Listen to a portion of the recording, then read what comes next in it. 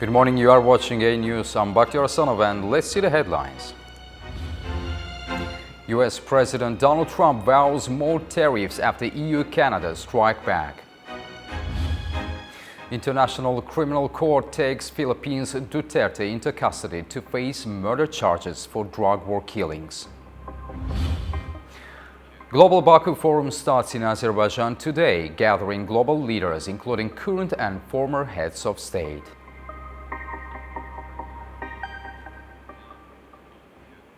The United States is once again ramping up its trade war, with President Donald Trump imposing new tariffs on steel and aluminum imports.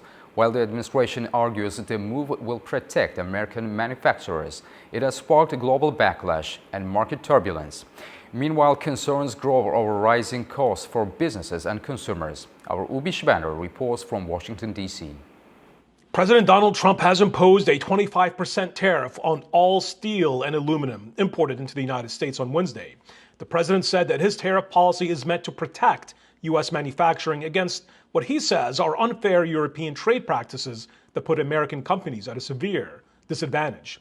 Responding to questions in the White House that his tariffs are contributing to market volatility and growing business concerns, President Trump acknowledged that tariffs will sometimes cause a, quote, disturbance, but that ultimately he believed that markets will eventually soar. President Trump said that his recent meetings with American business leaders indicated broad support for his economic and trade policies. He also brushed aside criticisms that his tariff policies, some of which he has subsequently delayed, were inconsistent.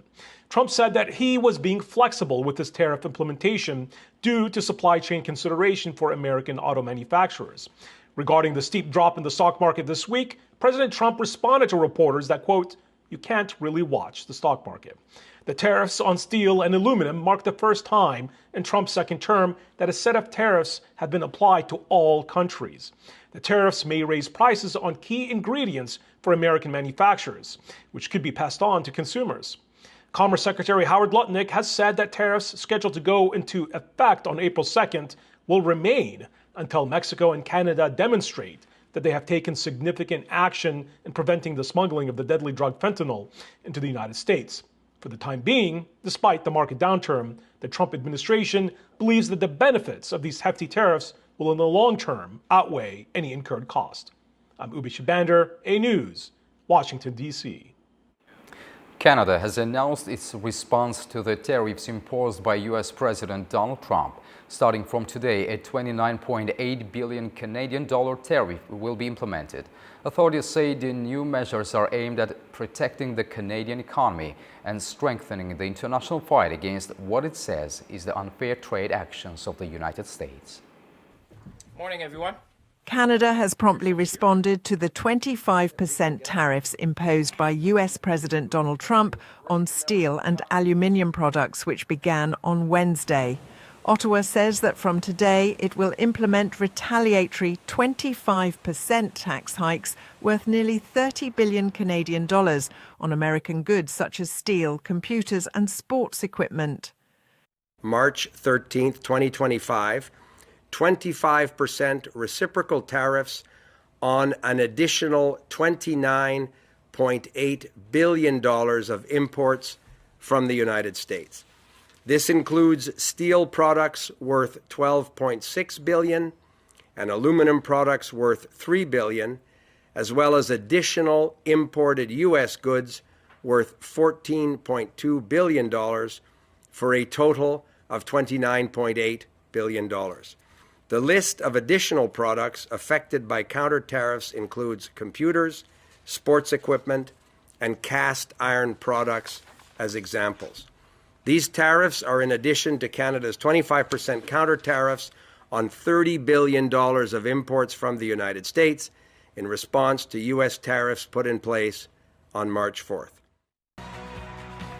The tension in the trade dispute has increased as Prime Minister Justin Trudeau prepares to hand over power to the newly elected leader, Mark Carney, later this week.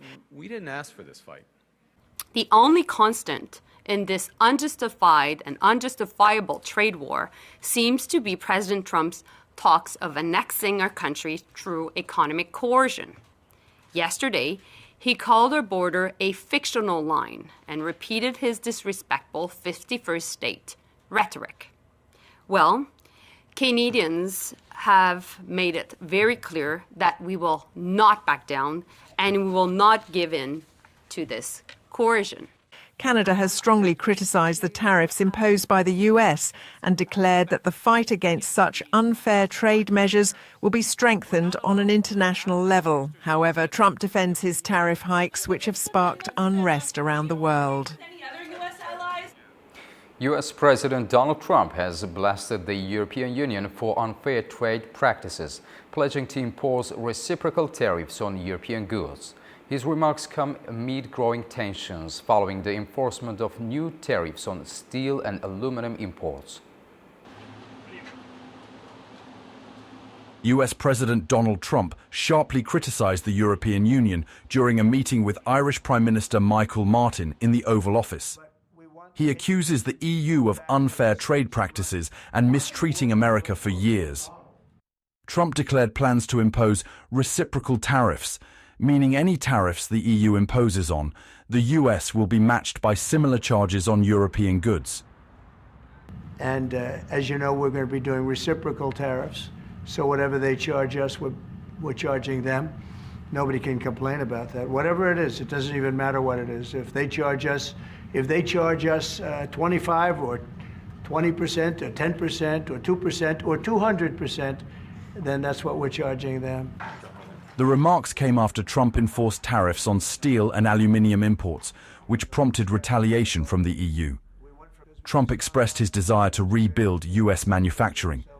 We're going to know very soon. I'll always have flexibility, but there will be very little flexibility once we start. April 2nd is going to be a very big day for the United States of America. The United States of America is going to take back a lot of what was stolen from it by other countries and by, frankly, incompetent U.S. leadership. The American president also blamed previous US leadership for allowing Ireland to attract US pharmaceutical companies through tax policies. We can, but I hope... Prime Minister Martin noted Ireland's investments in the US, such as aircraft purchases from Boeing. However, Trump remained focused on leveling the trade playing field, citing the absence of American cars in Europe as another example. U.S. Secretary of State Marco Rubio arrived in Charlevoix, near Quebec, on Wednesday evening amidst tensions with Canada and trade disputes. He is there to attend the G7 Foreign Ministers Summit. Before arriving, Rubio told reporters that the U.S. takeover of Canada would not be discussed at the meeting. He says any talks with Ottawa will focus on cooperation between the two countries in defense and Ukraine-related matters. The two-day summit is the first gathering of foreign ministers from the 7 major allied countries since President Donald Trump returned to the White House in January. As the United Nations marks its 80th anniversary, Secretary General Antonio Guterres is pushing for cost-cutting measures to tackle a growing financial crisis. He says this is not about politics, but about keeping the UN running effectively. The United Nations is seeking ways to improve efficiency and cut costs as it turns 80 this year amid a cash crisis. With the UN facing a 7th consecutive year of financial strain, Secretary General Antonio Guterres is setting up a task force to streamline operations and ensure resources are used effectively. He made it clear that this initiative is not linked to US President Donald Trump's government efficiency efforts, but is part of an ongoing process within the UN. This is a continuation and an intensification of a work that we have always been doing. The financial challenge is significant. The UN's regular budget for 2025 is $3.7 billion, but not all member states pay on time. The US owes $1.5 billion in arrears, and China has delayed its payments by 6 months. With only 75 countries paying their dues in full so far, the UN has been forced to cut spending by 20% and freeze hiring. Budgets at the United Nations are not just numbers on a balance sheet. They are a matter of life and death for millions around the world. We must ensure value for money, while advancing shared values. Guterres says reforms are crucial as global challenges grow and the UN must adapt to continue its mission effectively. Former Philippine President Rodrigo Duterte is expected to appear before the judge at the International Criminal Court in The Hague in the coming days. It's after his arrest in Manila on murder charges linked to his controversial war on drugs. The former Philippines President Rodrigo Duterte was taken into custody by the International Criminal Court in The Hague on Wednesday. It's after his arrest in Manila on murder charges linked to his war on drugs, in which thousands of purported dealers and users were killed. The 79-year-old was arrested for charges of murder as a crime against humanity. He is expected to make an initial court appearance before an ICC judge in the Netherlands in the coming days. The court's arrest warrant accuses Duterte of orchestrating a brutal anti-drug campaign during his presidency from 2016 to 2022. The document alleges that he created, funded, and armed death squads responsible for extrajudicial killings of suspected drug users and dealers. Duterte's war on drugs was one of the defining policies of his administration, drawing sharp condemnation from human rights groups and world leaders. The crackdown reportedly led to thousands of deaths, with critics accusing Duterte's government of widespread human rights violations. Pro-Duterte supporters gathered outside the prison before his arrival. Rights groups and families of the victims hailed his arrest. Legal experts suggest that if the case moves forward, Duterte could become the first former Asian head of state to stand trial at the ICC. Ukrainian President Volodymyr Zelensky praised the U.S.-Ukraine talks in Jeddah as very positive and welcomed the decision by the United States to resume aid and intelligence sharing. Talking to reporters in Kiev, Zelensky said that Ukraine has always wanted the war to end and pledged his support to the U.S. plan to see this war end as soon as possible. Speaking about red lines, Zelensky said Ukraine will not recognize any territories occupied by the Russians. He was asked on what he expects if Russia rejects the U.S. proposal for a 30-day ceasefire. Сильні кроки, я так розумію. Strong steps, that is how I understand it. We can count on strong steps. I don't know the details just yet, but we're talking about sanctions and strengthening of Ukraine. Відповідно, ну і The Kremlin says it's waiting for the details of the proposed 30-day ceasefire in Ukraine from the United States before taking a position. U.S. Secretary of State Marco Rubio confirmed that Ukraine agreed and said the United States will now present the plan to Moscow. Kremlin spokesman Dmitry Peskov said Russia is closely reviewing the proposal, with Washington promising further details through diplomatic channels. He also suggested Moscow could link the ceasefire to demands such as lifting Western sanctions and did not rule out a phone call between presidents of Russia and United States, Vladimir Putin and Donald Trump if needed.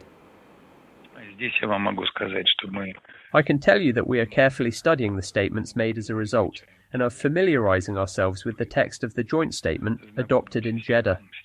We assume that, as was said yesterday in Jeddah, Secretary of State Rubio and National Security Advisor Waltz will inform us through various channels in coming days about the details of the negotiations that took place and the understandings reached. We're going to bring it to them directly. We're going to say that Ukraine is prepared to stop all battlefield activity and begin the immediate process of negotiating an enduring end to the war. And we'll see what their response is. If their response is yes, then we know we've made real progress and there's a real chance of peace. If their response is no, it would be highly unfortunate and it would make their intentions clear. The defense ministers of Britain, France, Germany, Italy and Poland met in Paris to discuss support for Ukraine and European defense. The meetings come a day after 34 army chiefs from NATO countries as well as Japan and Australia met in Paris for rare talks without their U.S. counterparts. The talks focused on backing Ukraine and providing security guarantees for a future peace deal, including providing potential European peacekeepers. Turkey says it's ready to host any potential peace talks between Russia and Ukraine. President Recep Tayyip Erdogan spoke at a joint press conference with Polish Prime Minister Donald Tusk in Ankara, saying he has consistently called for a just peace. Turkey says it's ready to support a peace process between Russia and Ukraine, including hosting potential negotiations. President Recep Tayyip Erdogan made the comment during a joint press conference with Polish Prime Minister Donald Tusk in Ankara on Wednesday. Erdogan says he welcomes Ukraine's acceptance of a 30-day ceasefire in its ongoing conflict with Russia. He says he hopes Moscow would respond constructively. If recent developments pave the way for Russia and Ukraine to return to the negotiating table, Turkey is prepared to offer its full support. This region has endured enough conflict and war. We desire peace and are determined to work towards that goal.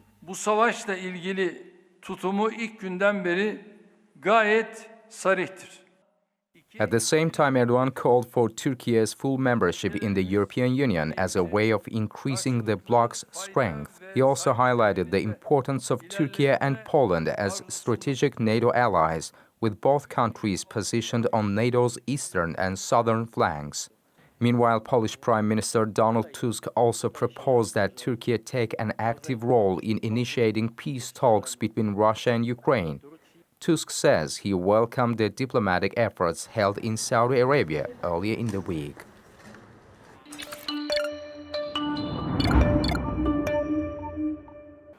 Global leaders, including current and former heads of state, are gathering in Azerbaijan for the Global Baku Forum, which starts today, bringing together over 400 guests to discuss pressing global issues. Established in 2013 and organized by the Nizami Gencevi International Center, the forum has become a significant platform for international dialogue on global challenges. Representatives from over 50 countries will participate in the three-day event, according to Ismail Serageldin, co-chair of the Nizami Gencevi International Center. The forum will address relevant and useful topics with the primary goal of enhancing international experience across various fields. In Iran, Supreme Leader Ayatollah Ali Khamenei has ruled out negotiations with the United States, stating that nuclear talks will not lead to the lifting of sanctions, but will in fact intensify them. His remarks come amid ongoing discussions within Tehran on the possibility of a diplomatic engagement with Washington. Iran rejects the notion that discussions on its nuclear program with the US could yield any positive outcomes. It's after Supreme Leader Ayatollah Ali Khamenei received a letter from US Donald Trump reportedly proposing talks which would stop the country acquiring nuclear weapons. Speaking at an annual meeting with university students in Tehran, he addressed the concerns surrounding the impact of potential negotiations with Washington on Iran's economic situation. I want to say that if the goal of negotiation is to lift sanctions, negotiating with this US government will not lift sanctions. It will tighten the knot of the sanctions, it will increase the pressure. Negotiating with this government will increase the pressure. 10 years ago, a deal was reached between 6 countries to limit nuclear activities and allow inspections from the International Atomic Energy Agency. However, Trump pulled America out of the deal in 2018, installing crippling economic sanctions. Iran responded by breaching the terms of the accord. Severe financial instability is gripping Eastern Democratic Republic of Congo due to widespread bank closures. After the M23 rebel takeover of Goma and Bukavu, all commercial banks and the provincial branch of the Central Bank of Congo were forced to shut down. Bank closures in Eastern Democratic Republic of Congo are triggering severe financial instability. Both residents and businesses face challenges accessing cash and completing basic transactions. The closures come after the M23 rebel took over control of Goma and Bukavu, leading to the shutdown of the Central Bank of Congo's provincial branch and all commercial banks in the region. This has sparked a liquidity crisis, paralysing the local economy. Residents are struggling to obtain essential goods and services, with unfavourable exchange rates diminishing the purchasing power of the local currency. I went to withdraw $50. This small amount of money will help me buy food. But it won't be enough because now I withdrew $50 at a rate of 2,700 Congolese francs, while buying food, the rate is 3,000 Congolese francs per dollar. Look at the margin of 300 francs. Since I only received $50, I will lose 15,000 francs, and that will be a shortage on the purchases I had to make. The shortage of US dollars has driven up prices for basic necessities, worsening the already critical humanitarian situation. Local businesses, including money changers and market vendors, are experiencing significant drops in revenue due to the economic turmoil. Trade flows from neighbouring countries have also been disrupted, adding to the region's financial instability. Experts warn that the situation could lead to long-term economic consequences, including the potential collapse of microfinance institutions and other banks if the crisis continues. Major clashes occurred between retirees and Argentine security forces in Buenos Aires during protests against President Javier Milei's pension cuts. Police used water cannons and rubber bullets in Argentina to disperse thousands of protesters in Buenos Aires against President Javier Milei's pension cuts. Demonstrators included retirees and young groups who gathered outside Congress on Wednesday, demanding better pensions and restored benefits. Authorities say, surprisingly, some of the groups included fans from Boca Juniors and racing from various soccer teams. Previous protests left several elderly people injured. Since taking office in late 2023, Milei has slashed pensions as part of his economic reforms, which the opposition say harmed the most vulnerable. So far, authorities have not confirmed the number of injuries or arrests. The inside of a Herculaneum delicate and ancient scroll, unseen for nearly 2,000 years, has been revealed using artificial intelligence. It could potentially reveal new insights into ancient philosophical writing.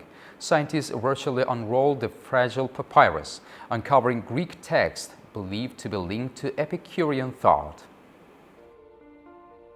Unseen for nearly 2,000 years, this fragile piece of papyrus could reveal brand new ancient philosophical writings. Scientists have used artificial intelligence to discover the contents of this Herculaneum scroll that was buried by Mount Vesuvius in 79 AD. It's so delicate that it would fall apart if it was to be unraveled, so scientists used high-resolution X-ray scans and AI to detect the faint ink and open it virtually. The technical methods, and in particular the machine learning and AI that we use, at this stage aren't concerned with the text. So these methods focus on the images, and they are in fact looking really, really closely at the surface of these scrolls. So we've zoomed in essentially with an X-ray microscope is how you can think of this. And we're just looking at very, very detailed structures on the surface and identifying where there's ink. It's one of 3 that are housed at Oxford's Bodleian Libraries in the UK, and work is ongoing to improve software methods to read the entirety of the scrolls. One of the first words is written in ancient Greek. At the time, literature was heavily engaged with philosophy, especially Epicureanism. This breakthrough marks a major step in deciphering the ancient scrolls without damaging them. Researchers continue to analyze the text, which could reshape our understanding of ancient literature and mind. That's all for now. Stay tuned for more updates and have a wonderful morning.